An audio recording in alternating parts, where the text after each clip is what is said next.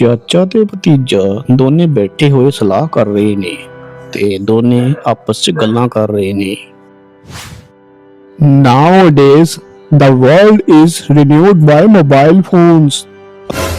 Mobile phone ਨੇ ਤਾਂ ਦੁਨੀਆ ਪੱਟੀ। ਅੱਜ ਕੱਲ ਦੀ ਦੁਨੀਆ ਤਾਂ ਮੋਬਾਈਲ ਫੋਨਾਂ ਨੇ ਪੱਟ ਲਈ। ਜਿੰਨੂੰ ਵੇਖੋ ਉਹੀ ਮੋਬਾਈਲ ਫੋਨ ਚਲਾਉਂਦਾ। ਚਾਚਾ ਫੋਨਾਂ ਦੇ ਫਾਇਦੇ ਵੀ ਨੇ। ਇਹ ਤਾਂ ਚਲਾਉਣ ਵਾਲੇ ਦੇ ਹੱਥ ਵਿੱਚ ਏ ਕਿ ਅਗਲਾ ਕਿਵੇਂ ਚਲਾਉਂਦਾ ਏ। ਚਾਚਾ ਫੋਨ ਤਾਂ ਸਾਡੀ ਯੂਨੀਵਰਸਿਟੀ ਏ, ਇਹਨੂੰ ਚਲਾਉਣ ਦੇ ਬਹੁਤ ਫਾਇਦੇ ਨੇ।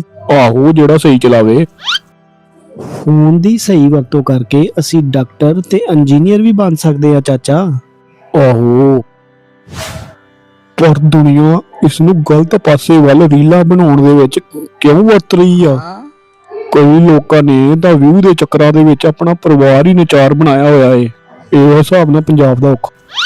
ਆ ਗੱਲ ਸੁਣੋ ਮੇਰੇ ਪੁੱਤ ਦੀ, ਮੋਬਾਈਲ ਨੂੰ ਵਰਤੋ ਪਰ ਸਹੀ ਤਰੀਕੇ ਨਾਲ ਵਰਤੋ।